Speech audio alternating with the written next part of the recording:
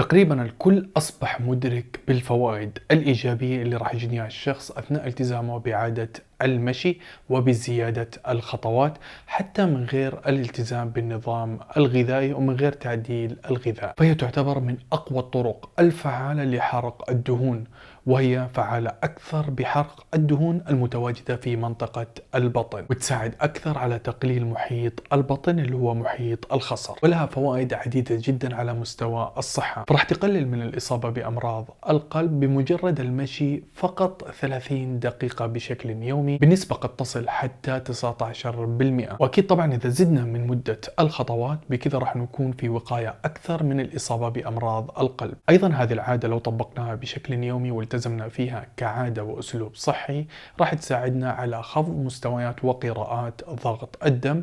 أيضا راح تساعدنا على الحفاظ على صحة المفاصل، وراح تقلل بشكل كبير من آلام المفاصل المزمنة. أيضا راح تساعد على زيادة المزاج والتخلص من المشاكل النفسية مثل القلق والتوتر والاكتئاب. هذه الفوائد وأكثر من ذلك بكثير راح تجنيها بمجرد البدء بممارسة عادة المشي. ولكن احنا طماعين أكثر، فحابين أكثر بهذا الفيديو إنه نضاعف ونسرع من عملية حرق الدهون والنتائج الإيجابية اللي راح نجنيها وراء الالتزام بعادة المشي. فبهذا الفيديو راح نذكر طرق وأدوات بسيطة جدا ولكن فعالة بمضاعفة وتسريع حرق الدهون أثناء ممارسة المشي.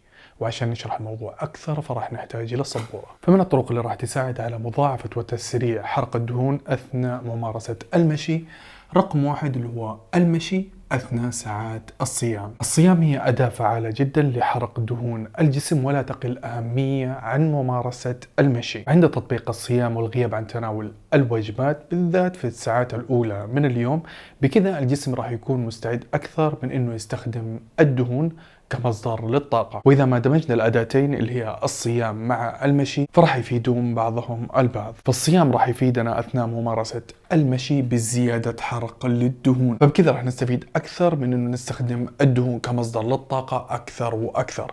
وراح نستفيد من المشي أثناء تطبيق الصيام من أنه ما راح نفكر بتناول الوجبات، فراح نكون قادرين بالصيام أطول فترة ممكنة. وكل ما زدنا من عدد ساعات الصيام كل ما كنا قادرين على التخلص من الدهون المتكدسة. أيضا ممارسة المشي في ساعات الصيام بالذات الفترة الأولى من اليوم وأثناء فترة النهار والتعرض لضوء الشمس، بكذا راح نعرض الجسم لفيتامين مهم جدا اللي هو فيتامين د. فيتامين د من الفيتامينات المهمة جدا التي يجب أنها تكون ضمن مستواها الطبيعي عشان تساعدنا بالتخلص من دهون منطقة البطن.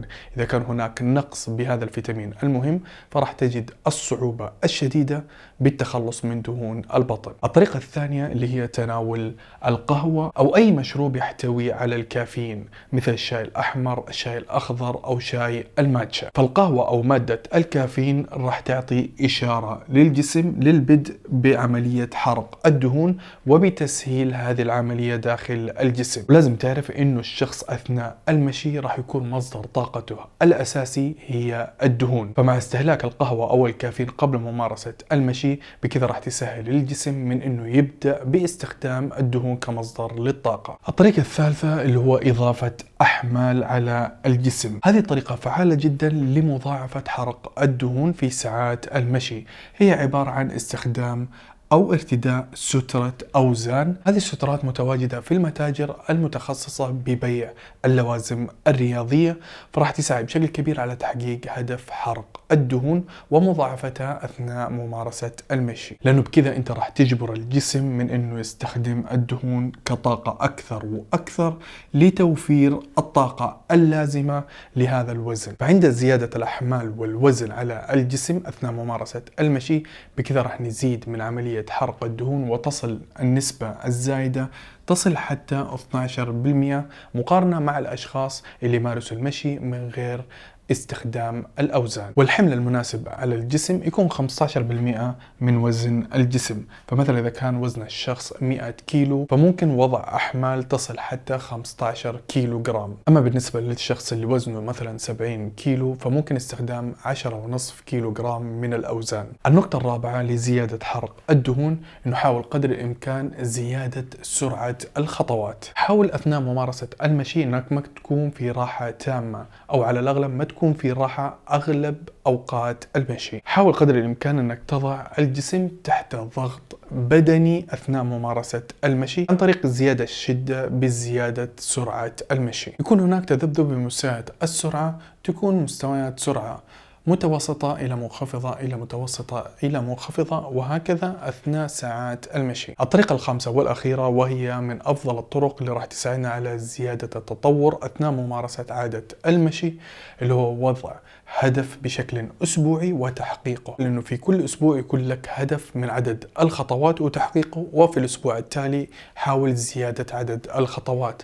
فمثلا في أسبوع حاول إنجاز مدة 5000 خطوة، وفي الأسبوع التالي زيد هذا الهدف ليصل إلى 6000 خطوة، والأسبوع اللي بعده 7000 خطوة، حتى تصل إلى 10 أو حتى 15000 خطوة باليوم. فهذا التدرج بزيادة عدد الخطوات بشكل أسبوعي، بكذا راح نزيد من عملية حرق الدهون وخسارة الدهون المتواجدة في منطقة البطن مع مرور الوقت. فعادة المشي من أقوى العوامل لحرق الدهون المتواجدة في منطقة البطن من غير حتى الالتزام بنظام غذائي. فعادة المشي راح تساعدك على التخلص من الدهون في منطقة البطن، ولكن عشان تكون النتائج أكثر وأكثر حاول قدر الإمكان الالتزام بنظام غذائي، أو حاول على الأقل أنك تمتنع بشكل تام عن تناول السكريات الصريحة والحلويات، وحاول تقليل استهلاك النشويات قدر الإمكان، وحاول أنك تتناول المغذيات اللي راح تفيد الجسم مثل البروتينات، الدجاج، اللحم، السمك والبيض.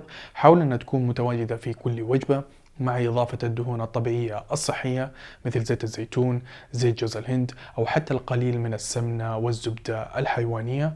أكيد طبعا مع إضافة حصة من الخضار في كل وجبة. أما بالنسبة للنشويات فحاول أنك تختار النشويات اللي ما راح ترفع مستويات السكر بشكل عالي. مثل إيش هذه الأكلات؟ مثل الفواكه. فالفواكه تعتبر من الأطعمة اللي ما راح ترفع مستويات السكر بشكل عالي، ولكن الشخص إذا كان يعاني من مشكلة أيضية تسمى مشكلة مقاومة الأنسولين فحاول انه يختار فواكه مخفضة السكريات. مثل ايش هذه الفواكه؟ مثل التوتيات والفراولة والافوكادو والليمون. فبمجرد تعديلات بسيطة بنظامك الغذائي مع الالتزام بعادة المشي راح تكون النتائج اكثر واكثر، وراح تصل لاهدافك في اسرع وقت ممكن. بكذا نكون انتهينا من هذا الفيديو. فاذا عجبك الموضوع اتمنى الضغط على زر الاعجاب، واذا ما كنت مشترك في القناة فاتمنى اشتراك بهذه القناة، لأنه بهذه القناة نهتم أكثر بالمواضيع التي تهم خسارة الدهون واسترجاع الصحة. ويعطيكم الف عافية.